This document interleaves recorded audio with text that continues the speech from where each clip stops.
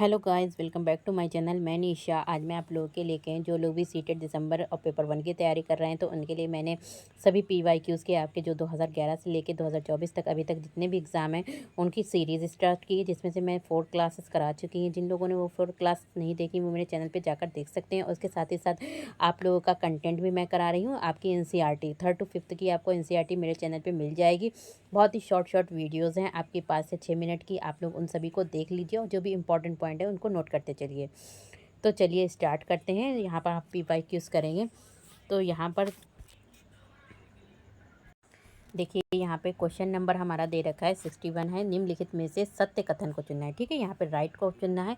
यहाँ पे कहने के हाथी गंदले गंदले पानी में खेलना पसंद करते हैं। देखिए, जो भी इसकी NCERT है क्लास 4th में की बुक में NCERT इसकी दे रखी है। जब आप चैप्टर पढ़ेंगे और आपको पूरी NCERT आ जाएगी। देखिए क्योंकि जब आप चैप्टर पढ़ लेते हैं तो आप कोई भी क्वेश्चन उसको कर देते हैं। तो मैं NCERT भी आपको पढ़ाऊँगी और मैंने क्लास 3rd की कंप्लीट होने वाली है और क्लास 4th की स्टार्ट करने वाली हूँ NCERT। तो उसको ज़रूर देखिएगा। तो यहाँ पे देखिए दे रखे हैं कि हाथी गंदेले पानी में खेलना पसंद करते हैं क्योंकि इससे इनके शरीर को ठंडक मिलती है। दूसरा कह रहे हैं कि अधिकांश हाथी दिन में लगभग 10 घंटे आराम करते हैं और सोना पसंद करते हैं। तीसरा कह रहे हैं कि 3 महीने के हाथी के बच्चे का वज़न लगभग 200 ग्राम होता है किलोग्राम और अधिकांश बड़े हाथी एक दिन में लगभग 100 किलोग्राम पत्ते झाड़ियाँ खाते हैं। तो इसमें से कौन कौन से ऑप्शन सही हैं? तो इसमें देखिए सही ऑप्शन जो है वो आपका कौन कौन से हैं? तो देखिए, आपका पहला सही है, कंदेले नाली में खेलना पसंद करते हैं क्योंकि इससे क्या होती है उनके शरीर को ठंडक मिलती है। और थर्ड का है यहाँ पे 3 महीने के हाथी के बच्चे का वजन लगभग 200 किलोग्राम यानी कि 2 क्विंटल होता है। और फोर्थ यहाँ पे कह रहे हैं कि अधिकांश बड़े हाथी एक दिन में लगभग 100 किलोग्राम पत्ते और झाड़ियाँ खा लेते हैं यानी कि 1 क्विंटल झाड़ियाँ खा लेते हैं। तो आपका जो ऑप्शन हो जाएगा सही ऑप्शन जो है वो कितना है यहाँ पे देखिए, यहाँ पे जो आपका सही ऑप्शन है सी है। ठीक है, सी राइट ऑप्शन है। और यहाँ पे कहें तो बल्कि हाथी कितना सोते हैं 2 से 4 घंटे ही आराम करते हैं, 10-10 घंटे आराम नहीं करते हैं। नेक्स्ट आपका क्वेश्चन है क्वेश्चन नंबर 62 है मधुबनी। इससे पहले भी क्वेश्चन आ चुका है मधुबनी से। तो मधुबनी चित्रकला के बारे में सही कथन को चुनना है। तो मधुबनी चित्रकला के बारे में सही कथन 4 ऑप्शन दे रखे हैं। इन चित्रों को बनाने में नील हल्दी फूल पेड़ों के रंग आदि का इस्तेमाल किया जाता है। बी कह रहे हैं कि इन चित्रों में इंसान जानवर पेड़ फूल पक्षी मछलियाँ आदि दिखाए जाते हैं। और सी कह रहे हैं कि ये लोक चित्रकला बहुत पुरानी है और इसका नाम मधुबनी नामक स्थान के नाम पर पड़ा। मधुबनी राजस्थान का अति प्रसिद्ध जिला है। तो कौन कौन से ऑप्शन सही हैं? तो इसमें ए ऑप्शन सही है आपका, बी भी ऑप्शन सही है और आपका सी ऑप्शन भी सही है। तो डी क्या है आपका रॉन्ग है। तो यहाँ पे क्या है कि मधुबनी राजस्थान का अति प्रसिद्ध ज़िला है। तो यहाँ पे क्या है मधुबनी। तो मधुबनी चित्रकला बहुत पुरानी है। तो यहाँ पे कह रहे हैं कि मधुबनी, तो ये मधुबनी चित्रकला मिथिलांचल क्षेत्र के क्षेत्र जैसे बिहार के दरभंगा मधुबनी एवं नेपाल क्षेत्रों के कुछ में प्रमुखता दिखाई देती चित्रकला है। तो आपका राइट ऑप्शन जो हो गया वो आपका जो है वो कौन सा है? ABC है। क्या है? ABC है। नेक्स्ट आपका क्वेश्चन है क्वेश्चन नंबर 63 है। कोई पक्षी पेड़ की ऊंची डाल पर अपना घोंसला बनाता है। देखिए, कौवा जो है वो अपना घोंसला जो होता है पेड़ की ऊंची डाल पर बनाता है। तो कौन पे? तो आपका ऑप्शन हो जाएगा कौवा। ठीक है, नेक्स्ट आपका क्वेश्चन है क्वेश्चन नंबर 64 है। पोचमपल्ली एक गांव है। यहाँ ये गांव एक विशेष प्रकार के कपड़ों की बुनाई के लिए प्रसिद्ध है और इसे भी पोचमपल्ली ही कहते हैं। ये गांव निम्नलिखित में से किसका भाग है? तो ये किसका भाग है? तो ये गांव जो है वो किसका भाग है? अब क्या है? आंध्र प्रदेश का भाग है। किसका भाग है? आंध्र प्रदेश का भाग है। नेक्स्ट आपका क्वेश्चन है क्वेश्चन नंबर 65 है। रेगिस्तानी ओक नाम के बारे में सही कथन को चुनना है। देखिए, यहाँ पे क्या है? रेगिस्तानी। ठीक है, रेगिस्तानी ओक। यहाँ पे क्या है? रेगिस्तानी ओक के बारे में सही कथन को चुनना है। तो रेगिस्तानी के ओक जो होते हैं तो ये पेड़ जो है क्या कह रहे हैं कि ऑस्ट्रेलिया में पाया जाता है। बी बता रहे हैं कि ये एक विशेष प्रकार का पेड़ जिसकी जड़ें टहनियों से लटकती हैं। सी कह रहे हैं कि इस पेड़ की जड़ें जमीन में उस गहराई तक जाती हैं जब तक कि पानी तक ना पहुंच जाए। डी यहाँ पे कह रहे हैं कि इस पेड़ के तने में पानी जमा रहता है और स्थानीय लोग पतले पाइप का उपयोग करके इस पानी को पीते हैं। तो कितने हैं? चार ऑप्शन है। तो इसमें तो आपका कौन सा सही है? तो यहाँ पे हमें सही कथन बताना है। ठीक है, सही कथन कौन कौन से? तो इसमें जो है ACD सही है। कौन सा है? आपका ए सही है। ठीक है, और सी सही है और आपका क्या है? डी सही है। आपका बी यहाँ पे कह रहे हैं कि ये एक विशेष प्रकार का पेड़ है जिसकी टहनियाँ जड़ें टहनियों से लटकती हैं। तो यहाँ पे AC और डी आपका सही है। नेक्स्ट आपका क्वेश्चन है क्वेश्चन नंबर ACD।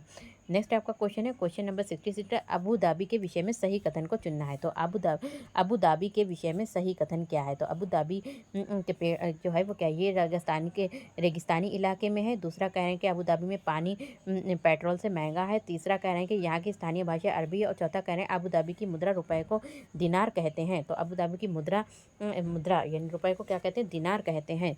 तो यहाँ पे कह रहे हैं तो कौन कौन से ऑप्शन सही है? तो यहाँ पे ऑप्शन क्या है? डी, ए, बी, सी सही है।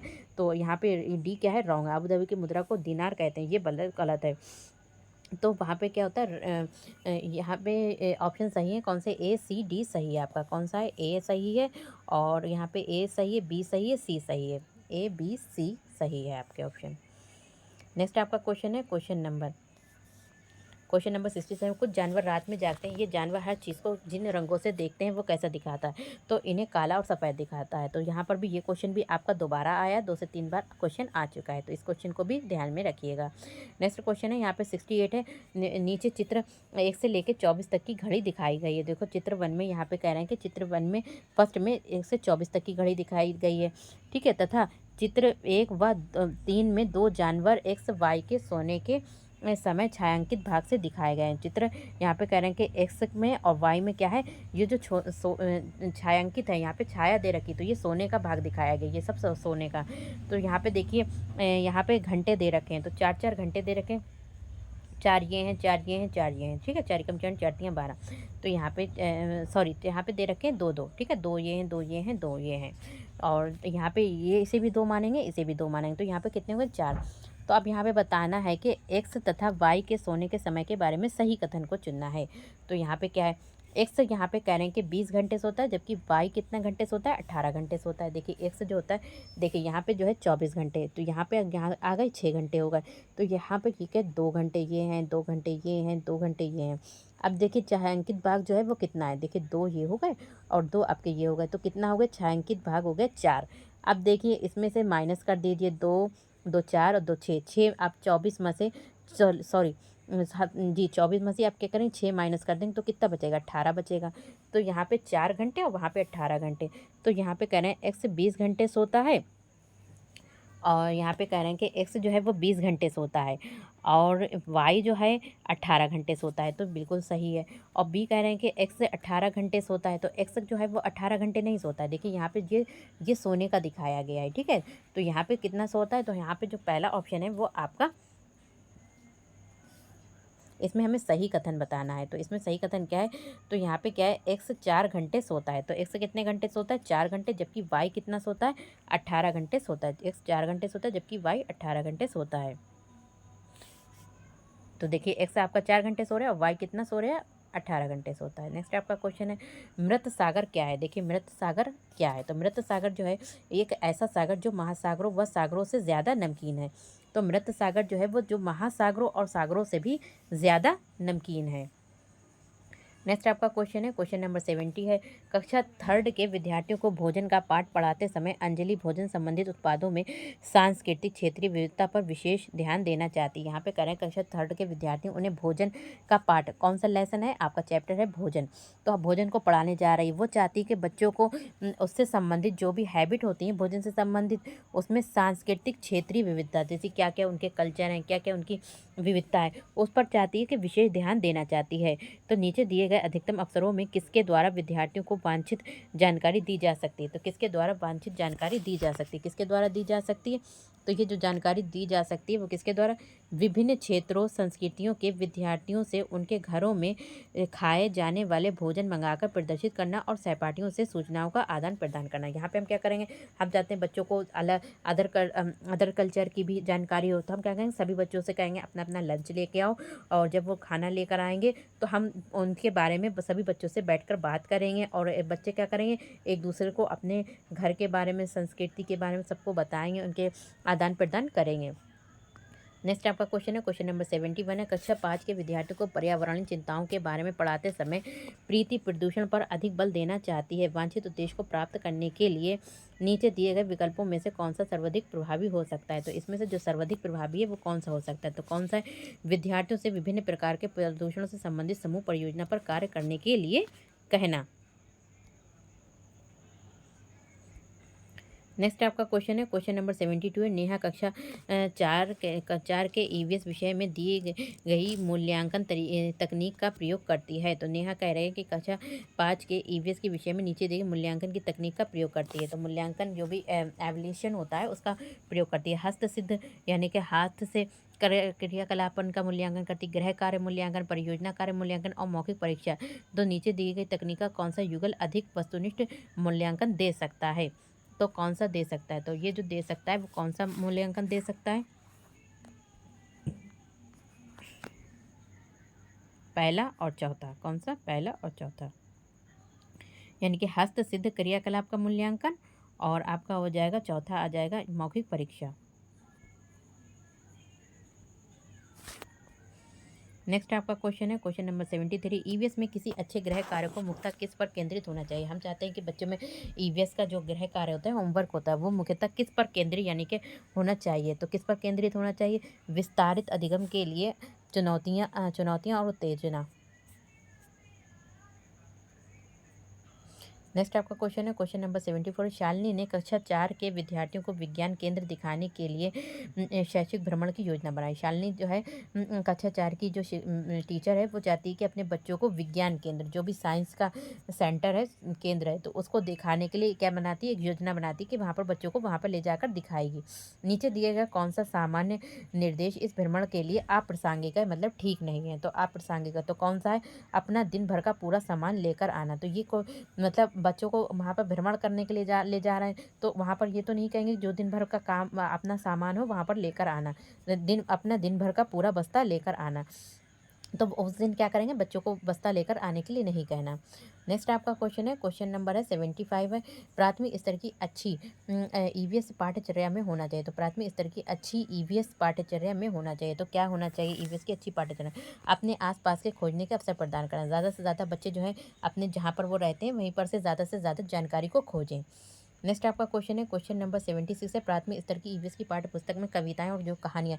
देखिए ये क्वेश्चन बार बार पूछा जा रहा है, ये 3 से 4 बार क्वेश्चन आया है। तो प्राथमिक स्तर की ईवीएस की पाठ्य पुस्तक में जो कविताएं होती हैं, स्टोरी होती हैं, और जो भी आपकी पोएट्री कविताएं होती हैं, पोएम होती हैं, उनको जो सम्मिलित किया गया है उसका सम्मिलित करने का क्या कारण है? इससे क्या होगा? तो इसमें इसका जो सम्मिलित करने का कारण है वो क्या है आपका?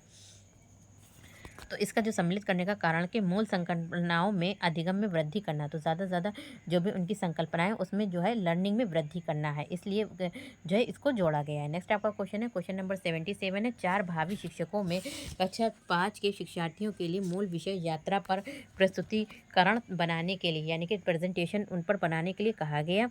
प्रत्येक ने निम्नलिखित नीतियों में से किसी एक पर मुख्य रूप से केंद्रित किया है, यानी कि यात्रा के विभिन्न साधनों विधियों को दर्शाने वाले चार्ट का उपयोग और उनकी व्याख्या करना। पाठ्य पुस्तक की विषय वस्तु के उपयोग द्वारा यात्रा की विभिन्न विधियों की व्याख्या करना। विद्यार्थियों से यात्रा के विभिन्न साधनों के चित्र एकत्र करके स्क्रैप बुक बनाने के लिए कहना। और चौथा यहाँ पे कहना विद्यार्थियों से यात्रा में उपयोग किए गए विभिन्न साधनों के अनुभवों का वर्णन करने के लिए कहना। तो किसके कहना?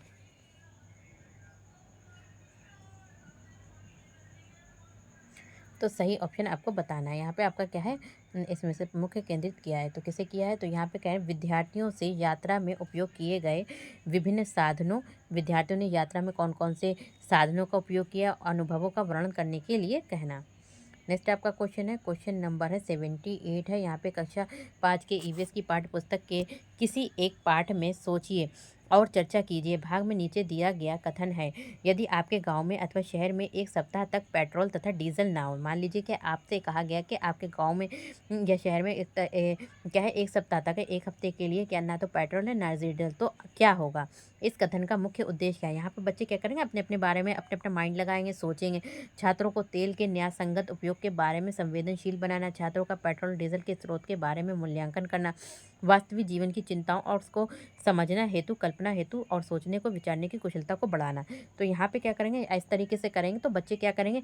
बच्चे वास्तविक यानी कि रियल लाइफ के बारे में जो भी उनको चिंता होएगी कि मतलब अगर मतलब डीजल भी नहीं होगा, पेट्रोल नहीं होगा, तो फिर हम कैसे आए जाएंगे, कैसे हम काम करेंगे, तो वहाँ पर वो क्या करेंगे, इमेजिन करेंगे और सोचने विचारने की कुशलता का को क्या मिलेगा, बढ़ावा मिलेगा। वहाँ पर ज़्यादा से ज़्यादा बच्चे सोचेंगे। नेक्स्ट आपका क्वेश्चन है 17 है, ईवीएस की पढ़ाई में कक्षा में प्रश्नोत्तर तकनीक का सबसे अच्छा प्रयोग किसके लिए किया जा सकता है? तो ईवीएस की पढ़ाई में कक्षा में प्रश्नोत्तर, देखिए क्लास में क्या किया जाता है, क्वेश्चन आंसर किए जाते हैं। तो ये जो टेक्निक है उसका सबसे अच्छा उपयोग किसके लिए किया जा सकता है? इसका जो सबसे अच्छा उपयोग किया जाता है, शिक्षार्थियों में खोजने की जिज्ञासा उत्पन्न होती है। जब हम बच्चों से क्वेश्चन आंसर करते हैं, ठीक है, क्वेश्चनिंग करते हैं, क्वेश्चन आंसर करते हैं, तो बच्चे क्या करते हैं, हम क्वेश्चन करते हैं, वो आंसर देते हैं, वो क्वेश्चन करते हैं, तो हम आंसर देते हैं। तो इससे जो होता है, क्या होता है, बच्चों में जिज्ञासा उत्पन्न होती है, ठीक है। तो बच्चे चीज़ों को जानने के लिए उत्सुक होते हैं, उनमें जो होती है ज्ञान को बढ़ाने के लिए जिज्ञासा पैदा होती है। नेक्स्ट आपका क्वेश्चन है, क्वेश्चन नंबर है 80, प्राथमिक स्तर पर ईवीएस की पढ़ाई का एक प्रमुख उद्देश्य। देखिए आप लोग को 1st to 5th में अगर इस ईवीएस पढ़ाया जा रहा है तो उसका क्या मेन उद्देश्य है, तो इससे क्या आप सीखेंगे। तो बच्चे को तो इसमें जो पढ़ाने का उद्देश्य है कि कक्षा की पढ़ाई को शिक्षार्थियों के विद्यालय के, ये नहीं कि बच्चे के क्लास में ही पढ़ रहे हैं, बल्कि जब हम ईवीएस पढ़ाते हैं तो बच्चों को बाहर की दुनिया से भी जोड़ना है। नेक्स्ट आपका क्वेश्चन है, क्वेश्चन नंबर 81 है, प्राथमिक स्तर वृक्षों के संरक्षण की संकल्पना के बारे में विद्यार्थी को संवेदनशील बनाने के लिए नीचे दिया गया कौन सा क्रियाकलाप उपयुक्त नहीं है। यानी कि प्राथमिक स्तर वृक्षों का संरक्षण की संकल्पना के बारे में विद्यार्थी को संवेदनशील बनाने के लिए नीचे दिया गया कौन सा क्रियाकलाप उपयुक्त नहीं है। तो कौन सा उपयुक्त नहीं है, तो कौन सा नहीं है उपयुक्त, तो यहाँ पे है बच्चों को लकड़ी के लट्ठों का भंडार बनाना, तो ये क्या है, उपयुक्त नहीं है। नेक्स्ट आपका क्वेश्चन है, क्वेश्चन नंबर 82 है, ईवीएस की कक्षा में जल का पाठ पढ़ाते समय अंजलि ने अपनी कक्षा में जल के विभिन्न स्रोतों और जल को संरक्षित करने के लिए व्यक्तिगत क्रियाओं पर रोल प्ले आयोजित किया। इस क्रियाकलाप का मुख्य उद्देश्य क्या है? तो इस क्रियाकलाप का जो मुख्य उद्देश्य है वो क्या है, अधिगम की प्रक्रिया में विद्यार्थी का सक्रिय भाग लेना सुनिश्चित करना। नेक्स्ट आपका क्वेश्चन है, क्वेश्चन नंबर 83 है, प्राथमिक स्तर पर ईवीएस की पाठ्यचर्या को शुद्ध विज्ञान और सामाजिक विज्ञान की संकल्पनाओं को सम्मिलित करके विकसित करने किया गया है। ऐसा करने का मुख्य उद्देश्य क्या है? तो ऐसा करने का जो मुख्य उद्देश्य है वो आपका क्या है, शिक्षार्थियों को पर्यावरण को साकल्यवादी ढंग से देखने योग्य बनाना। नेक्स्ट आपका क्वेश्चन है, क्वेश्चन नंबर 84 है, यहाँ पे है, ईवीएस की कक्षा में सामाजिक असमानताओं पर अधिक बल देने के लिए निम्नलिखित में से कौन सा अधिक प्रभावी अधिगम होगा। तो कौन सा अधिक प्रभावी अधिगम होगा, तो विद्यार्थियों से समूह परियोजनाओं का भार अपने ऊपर लेने को कहना। नेक्स्ट आपका क्वेश्चन है, क्वेश्चन नंबर 85 है, पसंद नापसंद के बारे में चर्चा करते समय किसी छात्र ने कहा, मुझे और मेरी माँ दोनों को साफ खाना पसंद है। जब भी मैं तो देखिए ये जो क्वेश्चन दे रखा है ये आपका क्लास 3rd की बुक में दे रखा है और चैप्टर में हांगकांग। तो यहाँ पर जो है सब अलग अलग, जैसे कि एक क्वेश्चन आता है कि किसी को मछली खाना पसंद है, किसी को कहवा किसे कहते हैं, तो चाय को बोलते हैं। तो यहाँ पर जैसे कि यहाँ पे कह रहे हैं, मुझे और मेरी माँ दोनों को साग खाना बहुत पसंद है। जब भी हम साग खाने का इच्छा होती है तो हम पास के ही होटल में जाकर लिंगू फैन खाते हैं। ये छात्र कहाँ का है, तो ये छात्र जो है वो हांगकांग का है। नेक्स्ट आपका क्वेश्चन है, क्वेश्चन नंबर 6 है, 86 है। तो देखिए ये भी हमारा इससे भी आपको, ये भी आपके क्लास 3rd में ये चैप्टर दे रखा है ब्रेल लिपि से संबंधित, ठीक है। तो क्लास 3rd में ब्रेल लिपि के बारे में नीचे दिए गए कथनों का आयोजन कीजिए। तो ब्रेल को क्या होता है, एक मोटे कागज़ पर बिंदु के उभरे हुए बनाकर लिखा जाता है। देखिए इस तरीके से मोटे उभरे हुए बिंदुओं से बनाकर लिखा जाता है, ताकि अगर कोई छुए, टच करे तो वो अपने महसूस कर ले, उसे पढ़ सके। ये लिपि 8 बिंदुओं पर आधारित होती है, तो ये बिल्कुल रॉन्ग है। 8 बिंदुओं पर नहीं होती, बल्कि ये 6 बिंदुओं पर आधारित है। बिंदुओं की पंक्तियाँ किसी नुकीले औजार से बनाई जाती हैं, इसे उभरे हुए बिंदुओं पर हाथ फेरकर पढ़ा जाता है। बिल्कुल सही है। तो यहाँ पर क्वेश्चन नंबर है आपका 86। तो इसमें कौन कौन से सही हैं, तो इसमें 1st, 3rd और 4th सही है। तो आपका 1st सही है, 3rd सही है और 4th सही है। और सही ये भी हो जाता है अगर यहाँ पे 6 होता है, ठीक है। यहाँ पर 8 बिंदुओं पर आधारित है, अगर क्वेश्चन में आ जाता है तो नहीं, ये 6 बिंदुओं पर आधारित होती है। तो इसका जो ऑप्शन आपका हो जाएगा, राइट ऑप्शन जो हो जाएगा वो आपका 1A हो जाएगा। नेक्स्ट आपका क्वेश्चन है, क्वेश्चन नंबर 87, निम्नलिखित में से कौन सा कथन सही है। जिन जानवरों के, देखिए ये भी आपका जो चैप्टर दे रखा है ये क्लास 4th की बुक में चैप्टर दे रखा है, ठीक है, जानवरों के। तो क्लास 4th की ये मैं पढ़ाऊँगी आपको। तो ये आपको क्लास 4th की आप जब एनसीईआरटी कराओगे तो उसमें ये चैप्टर भी कराओगे। यहाँ पे दे रखा है कि जिन जानवरों के बाहरी कान व शरीर पर बाल होते हैं वे बच्चे देखें। देखिए आपने बिल्ली को देखा होगा, तो बिल्ली के कान क्या होते हैं, बाहर होते हैं, ठीक है। बिल्ली के कान जो होते हैं वो क्या होते हैं, बाहर होते हैं। तो वो क्या देती है, वो किसे जन्म देती है, तो वो बच्चों को जन्म देती है। इसी तरीके से जैसे आपने कुत्तों को देखा होगा, डॉग को देखा हो, तो उसके कान भी बाहर लटकते होते हैं, तो बाहर या फिर मतलब कान होते हैं, तो वो किसे जन्म देते हैं, तो वो भी बच्चों को जन्म देते हैं। और ये आपने देखा होगा बकरी है, तो बहुत से ऐसे जानवर होते हैं जिनके कान जो होते हैं बाहर की ओर लटकते हैं, और दूसरे उनके शरीर पर क्या होते हैं, बाल भी होते हैं, तो वो किसे जन्म देते हैं, बच्चों को जन्म देते हैं। दूसरा यहाँ पे कह रहे हैं कि जिन जानवरों के बाहरी कान व शरीर पर बाल नहीं होते वे अंडे देते हैं। और तीसरा कह रहे हैं कि जिन जानवरों के बाहरी कान व शरीर पर बाल नहीं होते वे बच्चे देते हैं, और जिन जानवरों के बाहरी कान व शरीर पर बाल होते हैं वे अंडे देते हैं। तो अभी हमने पढ़ा था, तो इसमें से कौन कौन से आपके ऑप्शन सही हैं। तो यहाँ पे आपके ऑप्शन सही हैं, जो कौन से सही हैं, आपके 2 ऑप्शन सही हैं। तो कौन से ए और बी सही है। देखिए यहाँ पे कह रहे हैं कि जिन जानवरों के बाहरी कान, जैसे हमने बताया था आपका, तो बाहरी कान होते हैं जैसे कि कैट है आपकी, डॉग है, या फिर आपकी बकरी है, तो इनके बाल जो होते हैं, इन पर इनके शरीर पर बाल भी होते हैं और इनके कान बाहर होते हैं, तो इसलिए ये क्या देते हैं, बच्चे देते हैं। जिन जानवरों के बाहरी कान व शरीर पर बाल नहीं होते, जैसे कि आपने देखा होगा छिपकली, तो छिपकली के जो होते हैं शरीर पर ना तो बाल होते हैं ना उनके कान होते हैं बाहर की ओर, तो वो क्या देते हैं, अंडे देते हैं। जैसे कि मुर्गी देखी होगी तो वो भी अंडे देती है।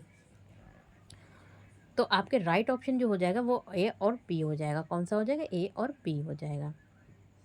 डी ऑप्शन आपका राइट हो जाएगा। नेक्स्ट आपका क्वेश्चन है 88, मधुमक्खी पालन के विषय में सही कथन चुनिए। तो देखिए मधुमक्खी पालन जो किया जाता है वो कब किया जाता है, तो ये जो कह रहे हैं कि मधुमक्खी पालन शुरू करने का सबसे अच्छा समय जनवरी मार्च होता है, तो नहीं, ये जो होता है आपका अक्टूबर से दिसंबर होता है। कब होता है, अक्टूबर से। लीची के फूल मक्खियों को क्या करते हैं, लुभाते हैं, बिल्कुल सही। मधुमक्खी पालने और उनके द्वारा उत्पादित शहद का भंडार करने के लिए बक्सों की आवश्यकता होती है। तो यहाँ पे और चौथा कह रहे हैं कि मधुमक्खियों के लिए मीठा घोल बनाने के लिए चीनी खरीदी जाती है। तो कौन कौन से ऑप्शन आपके यहाँ पे हमें सही कथन बताना है। तो सही कथन जो है वो आपके कौन कौन से हैं। तो इसमें जो सही कथन है वो आपका है सेकंड है, थर्ड है, फोर्थ है। कौन कौन से आपका सेकंड, थर्ड, फोर्थ। तो देखिए सेकंड भी सही है, लीची के फूल मक्खियों को बहुत ही ज़्यादा लुभाते हैं, थर्ड भी सही है, और आपका फोर्थ भी सही। तो आपका जो ऑप्शन हो जाएगा राइट ऑप्शन सी हो जाएगा। ओके, कौन सा हो जाएगा आपका राइट ऑप्शन सी हो जाएगा। नेक्स्ट आपका क्वेश्चन है, देखिए एक ट्रेन से क्वेश्चन ज़रूर आता है, आपको हर बार एग्जाम में मिलेगा। किसी छात्र ने अपनी अहमदाबाद से नागरकोइल की यात्रा के बारे में अपनी डायरी में नीचे दी गई सूचना में जानकारी नोट की है। दिनांक, स्टेशन का नाम, पहुँचने का समय, स्टेशन छोड़ने का समय, गांधी राम धाम से दूरी, तो ये सब दे रखे थे। उपयुक्त जानकारी के आधार पर नीचे दिए गए निष्कर्ष निकालें। तो हमें यहाँ पर क्या निकालना है, निष्कर्ष निकालना है। जैसे कि अहमदाबाद से नागरकोइल की दूरी कितनी है, ठीक है। तो यहाँ पर और इस दूरी के पर रेलगाड़ी 40 घंटे 45 मिनट में तय करती है। तो इसका जो राइट ऑप्शन हो जाएगा वो आपका सी, ए और बी सही हो जाएगा। आपका क्या है, ए और बी सही है। क्या सही है, ए सही है। अहमदाबाद से नागरकोइल की दूरी कितनी है, 2348 किलोमीटर है। और बी कह रहे हैं कि इस दूरी पर रेलगाड़ी 40 घंटे 55 मिनट में तय करती है। नेक्स्ट आपका क्वेश्चन है, क्वेश्चन नंबर लास्ट क्वेश्चन है, नीचे दी गई कौन सी जानकारी एक आरक्षित रेल टिकट से प्राप्त की जा सकती है। देखिए ये भी आपको एनसीईआरटी में मिलेगा, तो इसलिए यहाँ पर ये चीज़ें दे रखी हैं एनसीईआरटी में, ताकि बच्चे भी रेल टिकट के बारे में अच्छे से जाएं। टिकट बुक कराने की तारीख दे रखी होती, कह रहे हैं कि टिकट बुक को जब हम कराते हैं उनकी तारीख दी होती है, समय, यात्रा शुरू करने की तारीख और समय, डिब्बे का नंबर और बर्थ का नंबर आदि, किराया दिया रखा होता है, यात्रा करने वाले का नाम और आयु और लिंग दे रखा होता है, क्या क्या दे रखा होता है। तो इसमें से हमें क्या करना जाता है, क्या क्या क्या प्राप्त की जा सकती है जानकारी। तो क्या क्या प्राप्त की जाती है, इसमें जो जानकारी प्राप्त की जाती है, तो ए बी सी डी। तो यहाँ पर ई नहीं है कि अंतिम स्टेशन पर पहुँचने की तारीख और समय, तो ये नहीं दे रखा होता है। क्या दे रखा होता है, तो यहाँ पर ये नहीं दे रखा होता अंतिम स्टेशन पर पहुँचने की तारीख और समय, बल्कि ए बी सी डी दे रखा होता है आपका। तो यहाँ पे देखिए आप लोगों को अच्छे से क्लास अच्छी लगी होगी, आप लोगों को अच्छे से समझ में आया होगा। तो वीडियो पसंद आए तो like share subscribe my channel. Thank you, have a nice day. मिलते हैं नेक्स्ट वीडियो में।